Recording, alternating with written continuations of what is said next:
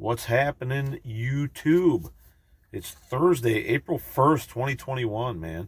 First video of the new year. And no, that's not an April Fool's joke. It really is my first video of the new year. And I'm not going to beat around the bush. I'm just going to jump in here. So I've got a couple of emails and some questions and comments on some of my other videos about this new load board that Schneider has. The new load board is called the All-In Revenue load board.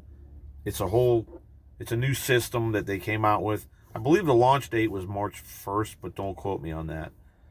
And so that's the new system. The old system is called the Legacy board. That's what they've renamed that. So if you hear me refer to the Legacy, that was the old system. Airboard obviously is the new one.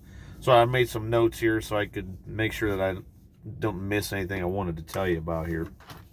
So again, it's called the Airboard or All-In Revenue. And what that is and how it differs from the Legacy board is that with the Legacy board, you're on a guaranteed percentage contract. With the Airboard, you are not. The Airboard is based on market trends and also how they differ. So if you are looking at a load that pays $800 on the Airboard and you're looking at a load that pays $800 on the Legacy board, so on the Airboard, that's all you're going to see is this load pays $800. It's a flat all-in rate. That's why they call it that. Whereas on the Legacy board, that load would show you $800, and then it would break it down under the rate info. It would give you the breakdown of the line haul revenue, the fuel surcharge, if there's stop-offs. It breaks it all down and shows you how you get to that $800. The new load board does not do that. They're saying with the new Airboard, you'll have access to more freight, like spot market loads, dedicated freight, pop-up freight, which I'm assuming that means maybe some just-in-time stuff that confirms last minute, maybe something that another owner-operator or a company driver fell off of and can't do, or something like that. I'm really not sure what they mean by pop-up freight, but just so you guys are aware, too, when they say spot market loads, that doesn't mean you can go out and start calling brokers. All that means is that Schneider can go out there and solicit spot market freight and put it on that board for you.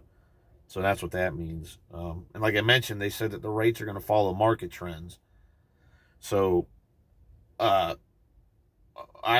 don't know anybody who's on the Airboard. I haven't seen it, but I've heard that some guys say that some stuff pays a little bit more than it did on the Legacy board. Some of it pays a little bit less. Some of it pays about the same.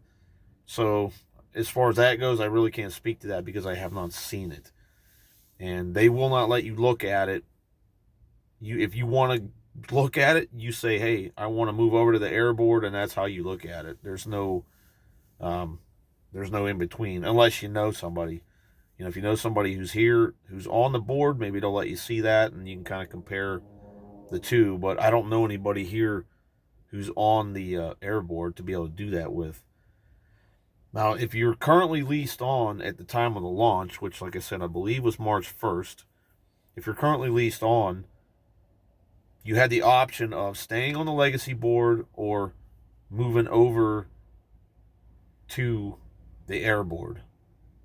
But once you make the move, if you're on the Legacy side, you jump to the Airboard, you can't go back.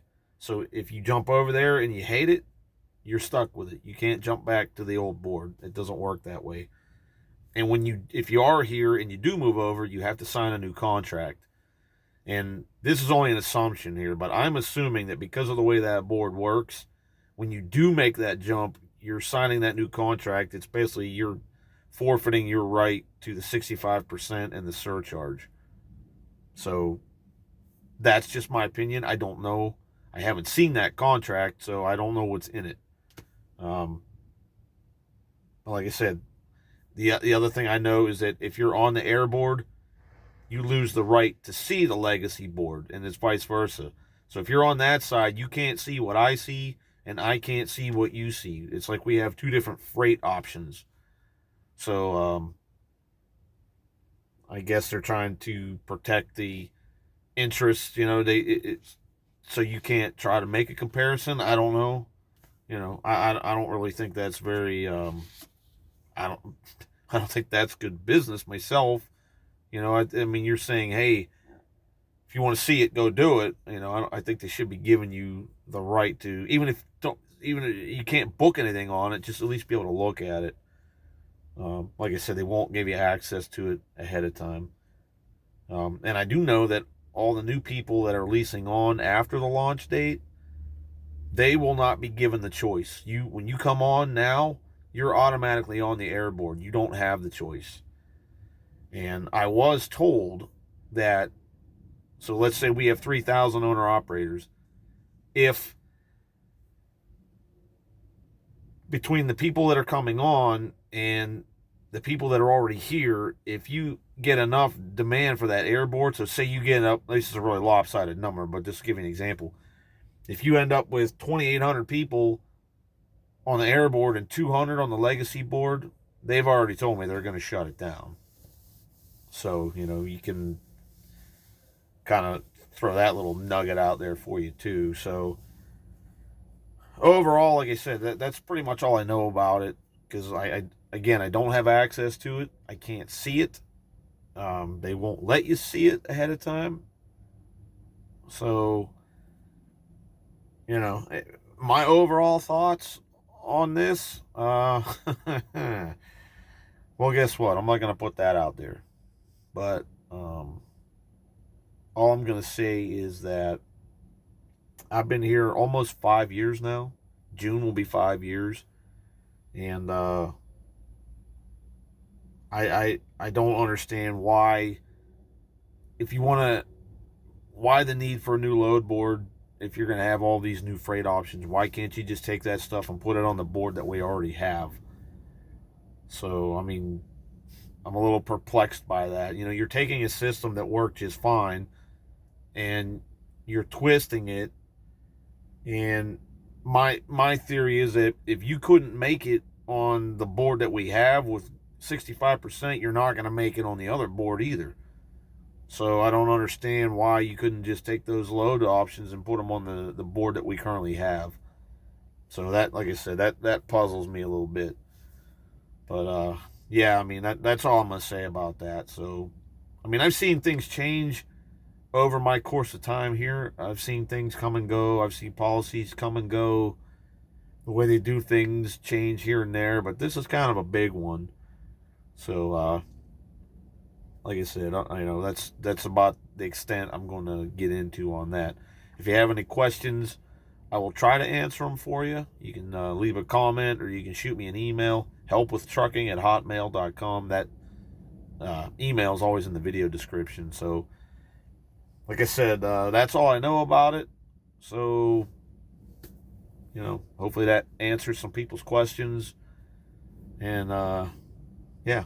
So until next time, everybody be good, be smart, be safe. And if you're on the Airboard, anybody who's on there, you know, I would be curious to know what it's like. So if anybody has any information they want to share with me, that'd be cool. You can drop that in the comments.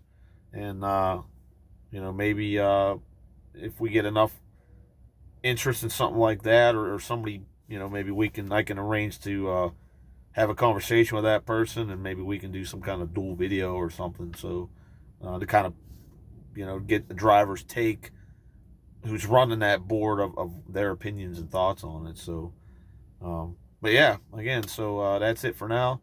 So appreciate you watching this video. Again, everybody be good, be smart, be safe. And let me know what you think in the comments about the Airboard if you're on it. And yeah, I will see you down the road. All right, later on.